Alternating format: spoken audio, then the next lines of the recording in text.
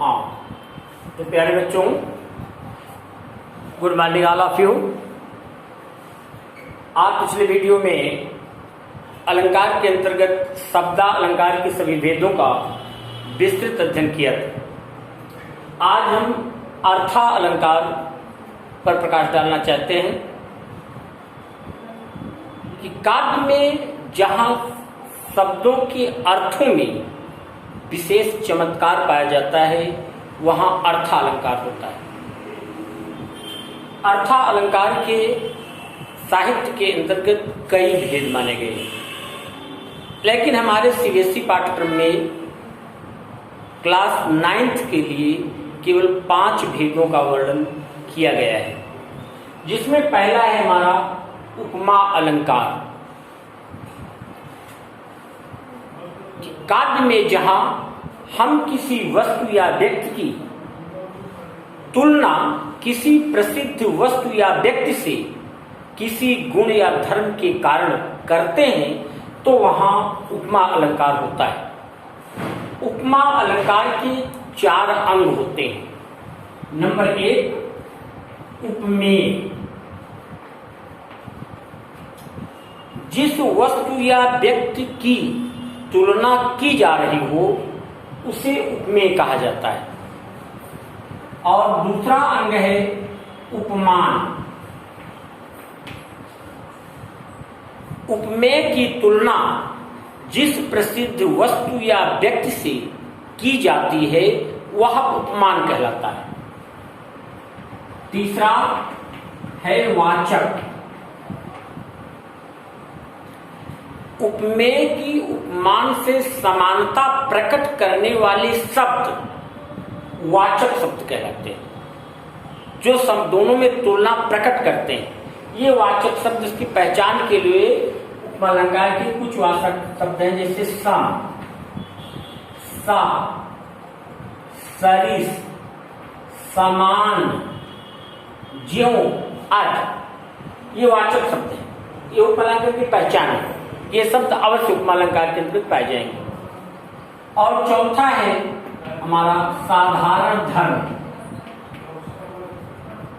साधारण धर्म जिस गुण या धर्म के कारण किसी वस्तु या व्यक्ति की तुलना दूसरी वस्तु या व्यक्ति से की जाती है वह गुण साधारण धर्म कहलाता है। जैसे मुख मयंक सम, मुख मयंक सम मंजू मनोहर, मंजू मनोहर। मयंक चंद्रमा का मुख चंद्रमा के समान सुंदर एवं आकर्षित करने वाला है। ताज का मुखमंडल चंद्रमा के समान सुंदर एवं को अपनी ओर आकर्षित करने वाला है। तो इसमें मुख की तुलना की जा रही है। तो मुख हमारा क्या है? उपमेय। मुख उपमेय। कहा मुख की तुलना किससे की जा रही है? कहा मयंक से। तो मयंक क्या है? उपमान। मयंक। सम हमारा वाचक शब्द है, सम। और मंजू मनोहर ये दोनों साधारण धर्म। साधारण धर्म, मंजू मनोहर। इस आधार पर उपमा अलंकार के 4 अंगों का होना आवश्यक है। उपमा अलंकार वैसे मुख्य रूप से 3 प्रकार का और पाया जाता है, अर्थात उपमा के 3 भेद होते हैं। नंबर 1 पूर्णोपमा, पूर्णोपमा। नंबर 2 लुप्तोपमा और नंबर 3 मालोपमा। मालोपमा 3 प्रकार के भेदों का वर्णन उपमा अलंकार के पाया जाता है। का पूर्णोपमा जिसमें 4 अंग पाए जाते हो वो पूर्णोपमा कहलाता है। लुप्तोपमा जिस उपमा अलंकार के अंतर्गत चारों अंगों में से किसी एक अंग को लुप्त कर दिया जाए, वह लुप्त उपमा होता है। और मालोपमा जहां पर एक ही उपमेय की समता कई उपमानों से की जाती है, वहां मालोपमा अलंकार होता है। ये उपमेय उपमान वाचक साधारण धर्म आपके समझ में आ गया होगा। या एक उदाहरण होगा कि पीपर पात सरिस मन डोला।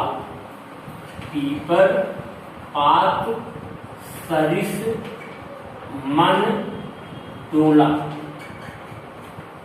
का पीपल के पत्ते के समान मन डोल रहा है। अब यहाँ मन की तुलना की जा रही है पीपल के पत्ते से, क्योंकि डोलना पीपल के पत्ते की विशेषता है, गुण है। तो मन क्या हुआ? उपमेय हुआ आपका, उपमेय मन हुआ।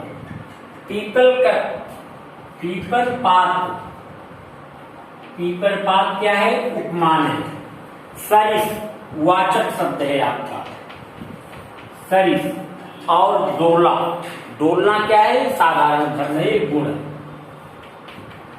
तो चारों अंग इसमें पाए गए हैं, जिसमें पूर्णोपमा जहां तक होना चाहिए कि उपमा अलंकार का उदाहरण एग्जाम्पल वही प्रस्तुत करना चाहिए जिनमें इन चारों अंगों का समावेश पाया जाता हो। ये समझ में आ गया होगा। दूसरा है हमारा रूपक अलंकार। रूपक अलंकार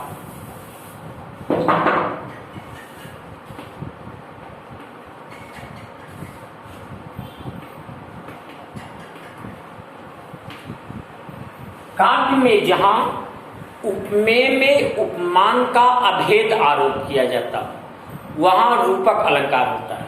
अर्थात कि उपमेय एवं उपमान में कोई अंतर अर्थात वाचक शब्द न पाया जाता हो, वहां पर रूपक अलंकार होता है, अभेद आरोप किया जाए। जैसे चरण कमल बंदो हरिराई। चरण कमल बंदो हरिराई, बंदो हरिराई। महाकवि सूरदास जी कहते हैं कि मैं भगवान श्री कृष्ण के कमलवत चरणों की वंदना करता हूं। अर्थात कि चरणों की तुलना कमल की कोमलता से की गई, अर्थात लेकिन तुलना प्रकट करने वाले इसमें शब्द नहीं। अर्थात कि चरण की कोमलता और कमल की कोमलता में कोई अंतर नहीं है। ये यहाँ पर रूपक अलंकार या मुनि पद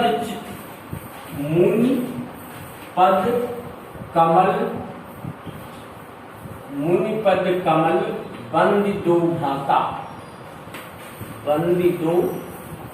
भ्राता चले लोक लोचन सुख दाता। कि भगवान राम और लक्ष्मण दोनों भाई गुरु विश्वामित्र के कमलवत चरणों की वंदना करके निकलते हैं, आगे बढ़ते हैं। तो यहाँ पर चरणों की कोमलता कमल से की गई कि कमल और चरणों के गुरु के चरणों की कोमलता में कोई अंतर नहीं, अभेद आरोप किया। तीसरा आपका है उत्प्रेक्षा अलंकार। उत्प्रेक्षा अलंकार अर्थात जहां पर उपमेय में उपमान की संभावना व्यक्त किया जाए। ध्यान दें, बड़ा सिंपल है, थोड़ा सा ध्यान देने की आवश्यकता है कि उपमा अलंकार में उपमेय में उपमान की समानता प्रकट की जाती है। रूपक अलंकार में उपमेय में उपमान का अभेद आरोप किया जाता है और उत्प्रेक्षा में उपमेय में उपमान की संभावना प्रकट की जाती है। तो वहां उत्प्रेक्षा अलंकार होता है। जैसे सोहत ओढ़े पीत पट, सोहत ओढ़े पीत पट श्याम सलोने गात, श्याम सलोने गात मनहु नीलगिरि शैल पर मनहु नीलगिरि शैल पर आतप पर्यो प्रभात, आतप पर्यो प्रभात। अर्थात कि भगवान श्री कृष्ण के शरीर पर पीले रंग का श्याम सलोनी सलोनी सुंदर दाग में शरीर, भगवान श्री कृष्ण के सुंदर शरीर पर जब पीले रंग का पीतांबर पटवित वस्त्र जब सुशोभित होता है तो इस प्रकार से दिखाई पड़ता है, मानो मानो नीलगिरि शैल पर, मानो नीलगिरि पर्वत पर सुबह सुबह आतप में धूप, प्रभात सुबह भगवान भास्कर की लाल लाल किरणें पड़ रही हों, जिससे वो अनेकों रंग का दिखाई पड़ रहा है। तो ये यहाँ पर मनव शब्द ये वाचक शब्द है। इसके वाचक शब्द हैं कुछ हैं जो पाए जाते हैं उत्प्रेक्षालंकार के, मन, मानो, जनु, जानहु, मानो आदि ये वाचक शब्द हैं उत्प्रेक्षालंकार के, ये पाए जाते हैं जहां संभावना प्रकट की जाती है। जैसे पुलक प्रकट करती है धरती हरित तृणों की नोकों से, मानो छीन रहे हैं तब भी मंद पवन के झोंकों से। तो मानो शब्द ये वाचक शब्द पाए जाते हैं उत्प्रेक्षा अलंकार के अंतर्गत। थोड़ा सा आप ध्यान देंगे तो ये अलंकार बड़ी आसानी के साथ आपके समझ में आ जाएंगे। अब चौथा है अतिशयोक्ति अलंकार। अतिशयोक्ति अलंकार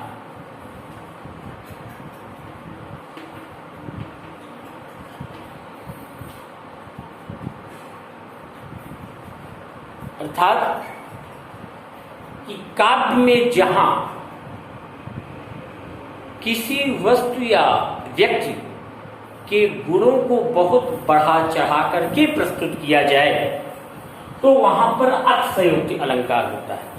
किसी चीज को बहुत बढ़ा करके चढ़ा करके व्यक्त कर दिया जाए तो वहां पर अतिशयोक्ति अलंकार होता है। जैसे गोस्वामी तुलसीदास जी ने रामचरितमानस में लिखा कि भूप सहस 10, भूप सहस 10 एक ही 12, भूप सहस 10 एक ही 12, लगे उठावन, लगे उठावन करे न टारा, करे न टारा। अर्थात कि 10,000 राजा, भूप राजा सहस 10 का 10,000 राजा एक बार एक साथ में मिल करके भगवान शिव के धनुष को उठा रहे हैं, लेकिन वो धनुष उठ नहीं रहा। साथ कि जब आप ध्यान दें कि 10,000 राजाओं का हाथी ही अगर सब एकत्रित हो जाएं तो कैसे धनुष को पकड़ा जाएगा, कैसे उठाया जाएगा। लेकिन यह काव्य में यहाँ इसका प्रयोग कर देने से काव्य की सुंदरता को बढ़ाया गया कि अर्थात वो धनुष बहुत ही विशाल था, ये भाव वहां पर व्यक्त किया गया। या अगला सुदामा चरित में नरोत्तम दास जी ने लिखा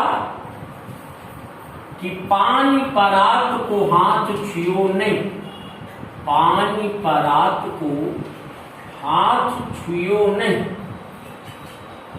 हाथ छुओ नहीं, नैनन के जल सो पग धोए, नैनन के जल सो पग धोए। अर्थात कि भगवान श्री कृष्ण ने सुदामा जी के चरणों को धुलने के लिए पारात में रखे हुए पानी को स्पर्श ही नहीं किया, बल्कि अपने नेत्रों से निकले हुए अश्रुओं के जल से ही सुदामा जी के चरणों को धो डाला। अर्थात कि वो बहुत अधिक दुखी ये, लेकिन क्या आंसुओं से किसी के चरणों को पखारा जा सकता है, ये अतिशयोक्ति वर्णन, बढ़ा-चढ़ा कर वर्णन किया गया, अर्थात महान कष्ट को, पीड़ा को व्यक्त किया गया। तो ऐसे काव्य में चमत्कार अर्थों में जब पाए जाते हैं तो वहां पर अतिशयोक्ति अलंकार पाया जाता है। अगला है हमारे यहाँ मानवीय कर्ण अलंकार।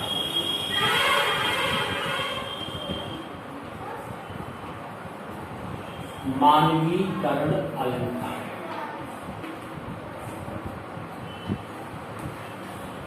अर्थात जब कभी जड़ प्रकृति का चित्रण मानवीय रूप में प्रस्तुत किया जाता है, काव्य में जहां किसी प्रकृति का चित्रण मानवीय गुणों के रूप में व्यक्त किया जाता है तो वहां मानवीय कर्ण अलंकार होता है, वहां पर मानवीय कर्ण अलंकार पाया जाता है। जैसे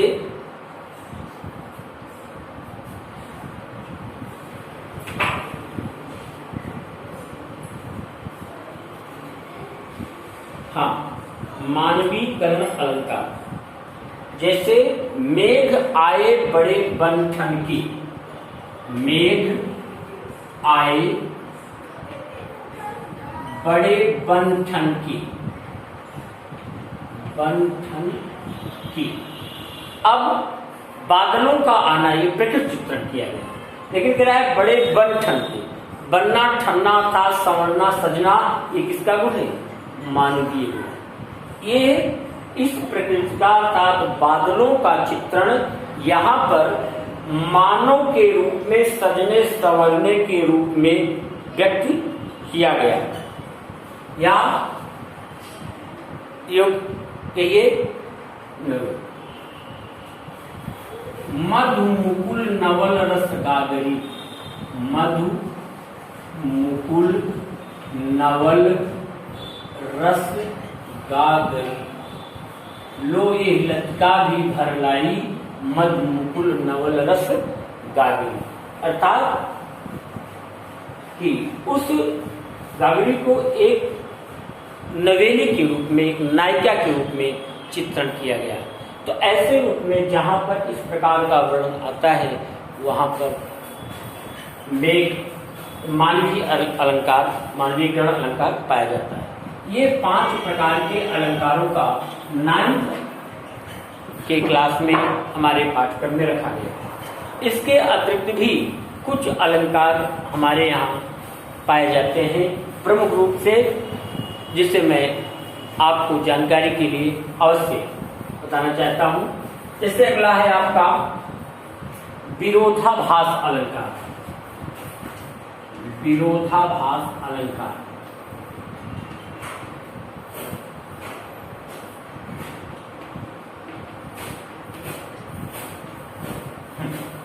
अर्थात कि काव्य में जहां विपरीत परिस्थितियों को अर्थों में व्यक्त किया जाए, कि काम अच्छा किया जाए लेकिन उसका परिणाम बुरा हो। हम अच्छा कर्म करने पे मुझे अच्छा फल मिलना चाहिए, लेकिन कर्म बुरा करेंगे, फल अच्छा मिल रहा है। कार्य हम अच्छा कर रहे हैं, फल बुरा मिल रहा है। तो जहां पर विपरीत भाव व्यक्त किए पाए जाते, व्यक्त होते हैं, वहां पर काव्य में, साहित्य में विरोधाभास अलंकार होता है। जैसे बिहारीलाल ने लिखा कि बुरो बुराई जो तजे, बुरो बुराई जासु तन, ताही को सम्मान। बुरो बुराई जासु तन, ताही को सम्मान। भले भले कह छाड़िए, खोटे ग्रह जपदान। जैसे बिहारीलाल ने लिखा कि आज कलयुग में जिसके अंदर बुराइयां कूट कूट करके भरी हुई हैं, समाज में आज उसी को सम्मान और उच्च वर्ग की श्रेणी में रखा जा रहा है, उन्हीं को महान श्रेष्ठ बताया जा रहा है। लोगों ने कहा बिहारीलाल प्रमाण दीजिए, कहा जैसे, कहा कि भले भले को छाड़िए, खोटे ग्रह, जैसे आपकी राशि पर अगर मंगल बृहस्पति कल्याणकारी हो और आपको जानकारी प्राप्त हो तो आप अच्छा समझ करके शांत बैठ जाते हैं। लेकिन अगर यह जानकारी हो कि खोटे ग्रह अर्थात तो आपको कष्ट देने वाला शनि आपकी राशि पर प्रभावी होने वाला है, 7.5 का प्रभाव आप पर बढ़ रहा है, तो आप उसके निवारण के लिए अनेक प्रकार के यज्ञ अनुष्ठान करने लगते हैं। तो विपरीत परिस्थितियां जहां पर हो वहां पर विरोधाभास अलंकार। एक अलंकार आता है अन्योक्ति अलंकार।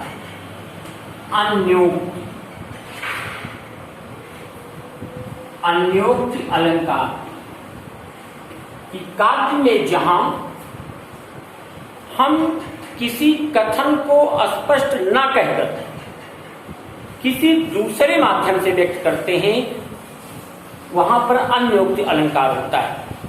स्पष्ट न कहकर उसे घुमा करके कथन को भाव को व्यक्त किया जाता है, वहां अन्योक्ति अलंकार होता है। जैसे प्यारेलाल ने लिखा कि नहीं पराग नहीं मधुर मद, नहीं विकास यही काल, अली कली ही सो भयो, आगे कौन हवाल। महाराज जयसिंह को संदेश भेजा। या दूसरा उन्हीं का है कि उन्होंने महाराज जयसिंह को समझाते हुए लिखा कि स्वार्थ सुकृत न श्रम वृथा, देख विहंग विचार, बाज पराए पानी पर, तू पछिल ना मार। अर्थात औरंगजेब के खिलाफ महाराजा जयसिंह को सचेत करते हुए बिहारीलाल जी ने उन्हें ये भाव प्रस्तुत किया, और इसमें कहीं कोई किसी प्रकार का स्पष्ट कथन नहीं व्यक्त हो रहा है। बाज पराए पानी, कि जिस प्रकार से कोई शिकारी बाज के द्वारा जंगल में शिकार करने का प्रयास करता है, छोटे छोटे पक्षियों को पकड़ने का प्रयास करता है, उसी प्रकार से महाराजा जयसिंह आज औरंगजेब के कहने पर अन्य भारतीय राजाओं पर आक्रमण कर रहे हैं, उसका सीधा कथन दूसरे माध्यम से उन्होंने व्यक्त कर दिया। जहां पर ऐसे भाव पाए जाते हैं वहां अन्योक्ति अलंकार होता है। गुलाब का एक संदेह अलंकार।